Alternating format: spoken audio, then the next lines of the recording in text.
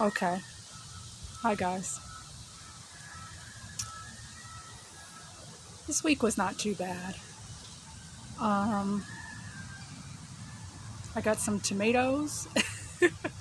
That was unexpected because we're going into fall.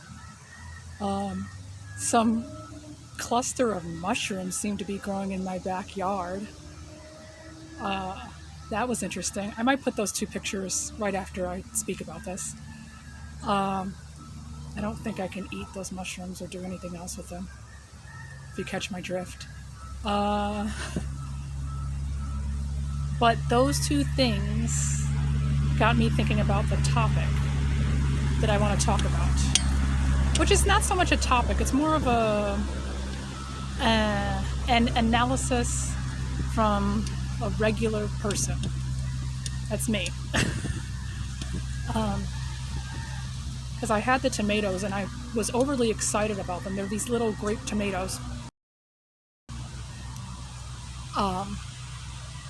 Because I was surprised at the season change, but also because it's so hard to buy food now that you get really excited if you actually grow your own and you can eat them. That and the mushrooms. I took a picture of the mushrooms growing in the backyard. And I wasn't concerned about eating them, but I said, you know what? After I saw the interview with Joe Biden on 60 Minutes a few days ago, I said, why are these mushrooms in Joe Biden, those two thoughts, why are they crossing in my mind? And then it was because I said, it's the Smurfs. It's the Smurfs. After I heard him talking, I thought I was a Smurf running away from Gargamel. I don't think I need to elaborate anymore on what that means. But anyway, this video is going to be quick, I hope. And I always say that, and then it turns out to not be true. This video is going to be about some of the things that he said at the beginning of his interview that I felt like should be addressed. And it's because I feel like, we as regular people, okay, and when I say regular people, I mean we are not part of the administration.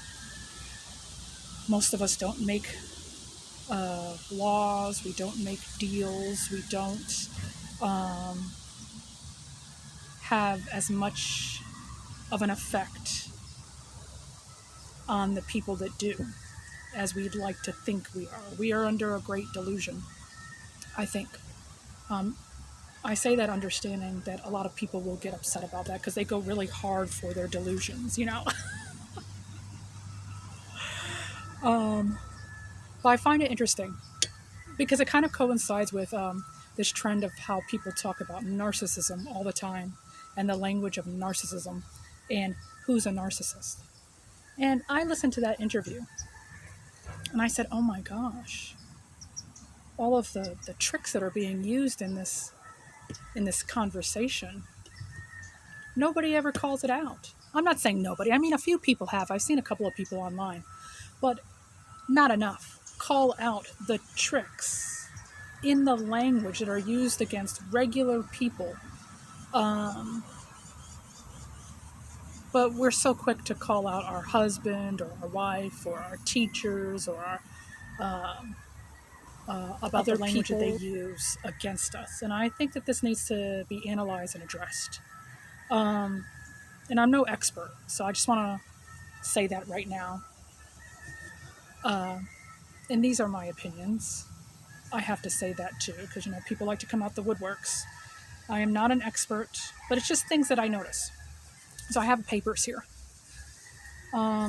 First of all, yes, the 60-minute interview was on September 18th. It opened with the interviewer. I don't know what his name is. I want to say Scott Paley, but I could be wrong.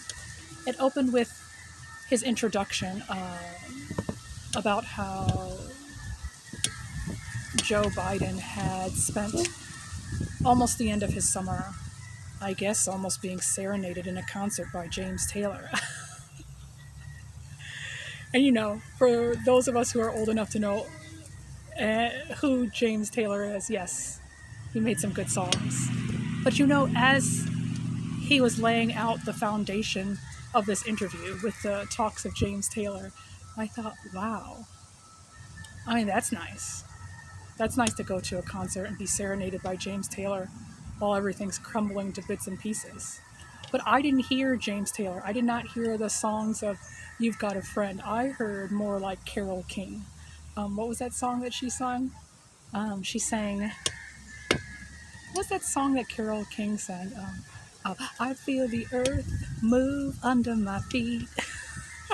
Was it I feel the sky come tumbling down? That's what I heard. I was like, I heard that after every excuse he made for everything that's transpired for the whole time he's been in office. So the first thing that I noticed was, and we need to listen to the language. I wrote some notes down here. Tone, admissions, omissions, hyperboles, logical fallacy, gestures not going with words, and deflections. Now, I'm not saying that I picked all of them up, because after a few minutes, I could no longer listen. It was terrible, in my opinion. So I think I stopped listening after he went on a little electric car tour that he seemed to be very proud of. Okay, so at the beginning of the interview, I think the interviewer said he was mentioning the annual inflation rate at 8.3%. And I think, and I'm paraphrasing, okay, guys, I'm paraphrasing. Yeah. His response was something like, well, 8.3 is, not so bad. It's only up from 8.2. And then he used the word only, to diminish the effects that regular people feel. That. But also it made me think of what's a common narcissistic tactic, which is, what's it called? Boiling the frog. Boiling the frog. I think this was based in the 1800s on experiments that might have been done in Germany, I believe, but you can look that up. But it's the idea that if you put a frog in kind of like lukewarm water and then you turn up the water slowly, that the frog will not realize that it's being boiled to death. And when he said it's only up to 8.3 from 8.2, it was kind of like he was normalizing the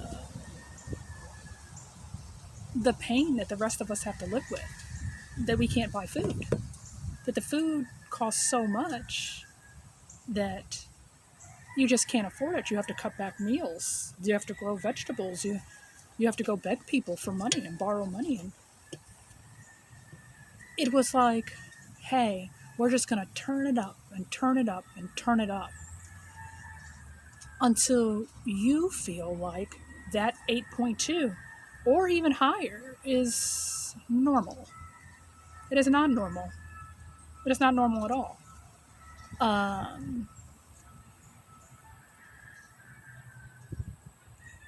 Amazing. He doesn't take into consideration that when he says that we are only living from a month to month, we're only living from month to month with that pain. People who live a life and they don't die at the end of that month to month have something called cumulative effect. Okay, the cumulative effects of a protracted pandemic, a protracted loss of food. And he just diminished that. And he's doing that to, in my opinion, make us feel like we should feel normal by now with these little points that are going higher and higher. Oh gosh, yep. That was boiling the frog. And we're the frogs. If you didn't get that by now, we are the frogs, okay? Then that brought us to, what did he do next? Oh, I think the interviewer was asking him about, well, the jobs. What's going on with the jobs? Oh, and this was after he talked about the inflation. And then, there was one other thing that Joe Biden said. He said, it's not going up. And that was at the point where I think that the interviewer should have definitely said, well, it's definitely not going down. And what that means is, he just left it at, it's not going up. Well, if it's not going up and it's not going down, us regular people, we call that stagnation. We don't call that progress. And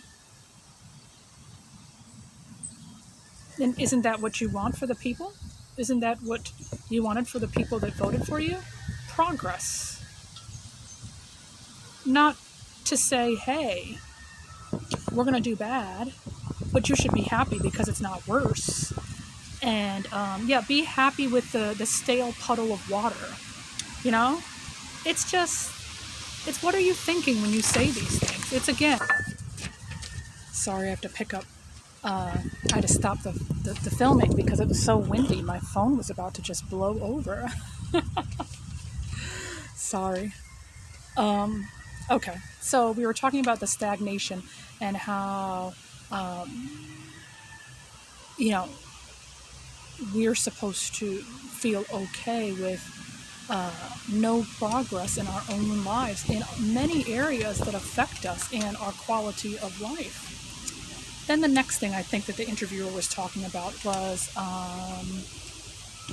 what was it? He was listing the things that need to be addressed, and I think one of them was the unemployment rate. And sorry, you guys, my phone is it's so windy out here.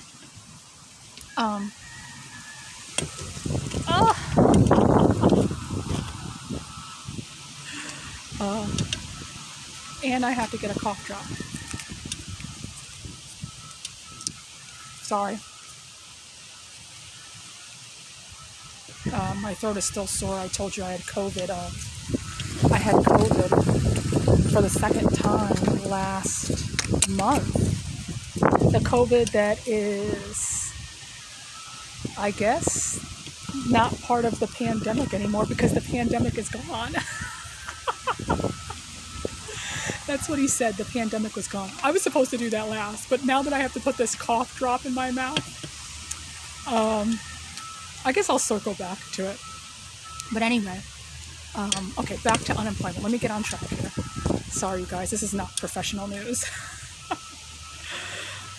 Okay, so he was almost boastful, saying that the unemployment rate is down, and so we should be happy about that. But he did not really elaborate on that. He did not give any context to how those numbers come about. For instance, because the food prices are so high, it's forced people to have to work more than one job. I mean, whole families and houses have, just multiple jobs between them because they can't afford food. But what does he say? Oh, well, more jobs have been created. And then he said something about some computer chips or something in technology. But here's the thing. If people were getting paid reasonable wages, there would be no need for them to pick up another job and not be home to see their children, pick up another job and work themselves to death. and get sick and not be able to afford the medications that you keep talking about. I mean, it makes no sense. Yes, unemployment went down, but are you counting how many people had to get part-time jobs?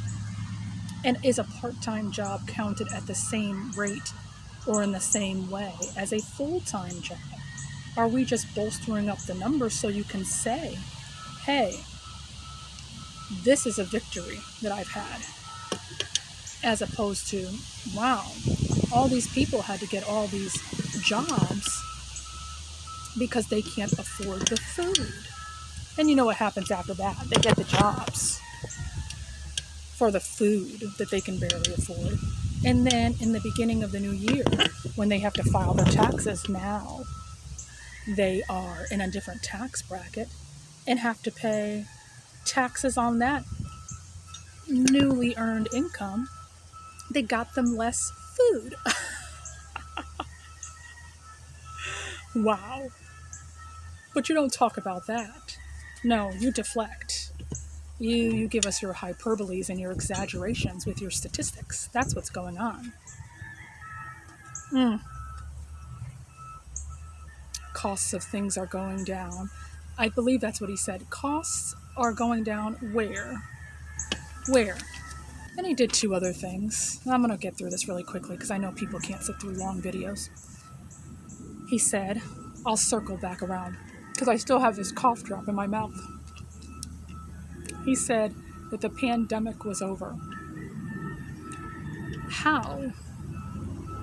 How was it over? I understand that the general assertion was that we were going to have to learn how to live with the illness.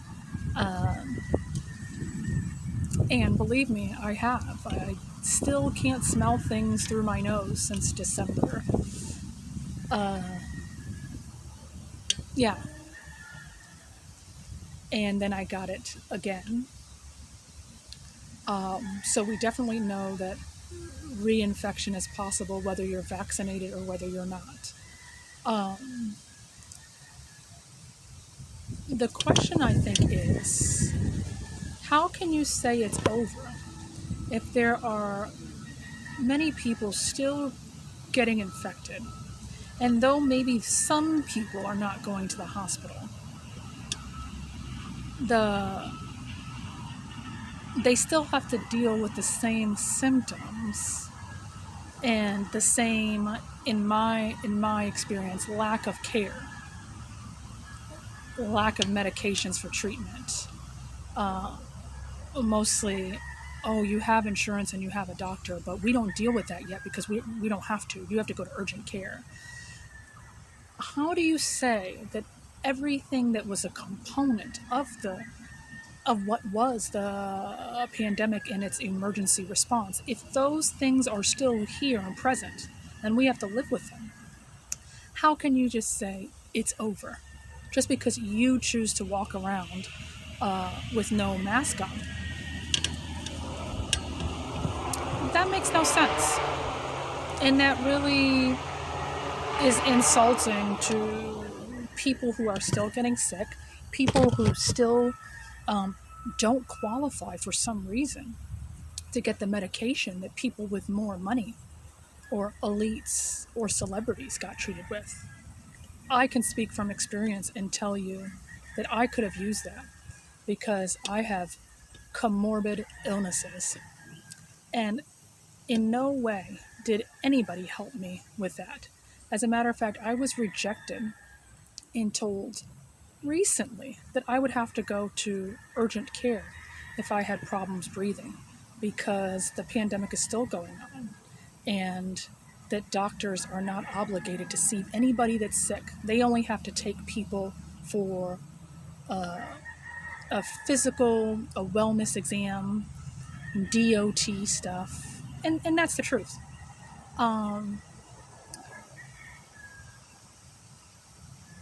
People are dealing with loss of job. People are dealing with mandates. People are dealing with debt from going to the hospital. People are dealing with reinfection. What is over about that? You know? Oh gosh. I swear. It was just gaslighting, deflection,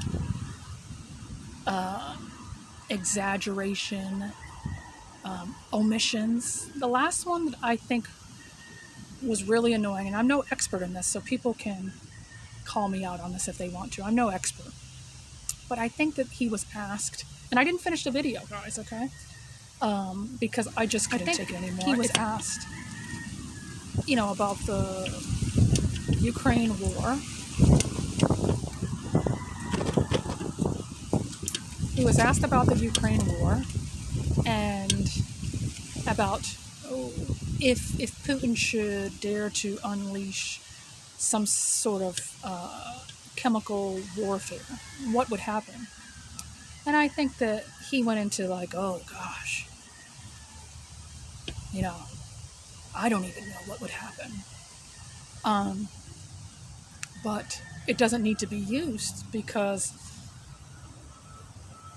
something like that hasn't been used since World War II. And all I could think of was, well, what about Vietnam? Wasn't the Agent Orange used there? I mean, I personally know 2 people that were over there, and they're dealing with the repercussions of that. Why would he say since World War II when he knows that it's been used and who it's been used by since the 40s, after the 40s? It's those types of omissions are a problem. Not just because they can be proven otherwise from reading and anecdotal evidence from people that are still alive, but because it doesn't make other nations want to get along with us any better. And that's a problem because we don't live in a world where we don't need anything from anybody else. Part of the reason that they really don't talk about that much, that we're doing so poorly now, is because, and I'm not an economist, but I would say this: if you're not producing enough, but you're consuming too much, then that means you need to go get that someplace else. Now, if you can't learn how to make friends with the people that are producing the things that you need, then yes, you will fall behind. And there will be no way to recover.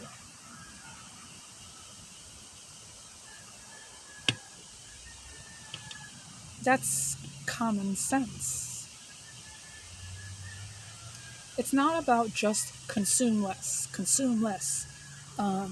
deal with the food shortage, deal with the lack of jobs, deal with the lack of progress.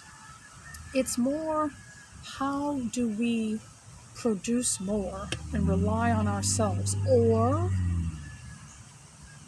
learn how to get along with other people so they kindly give us what we need and we kindly give them what they need. That's what it's about. And then if you can do that, you don't have to rely on misuse of language. But anyway, those are my thoughts. All right, bye-bye.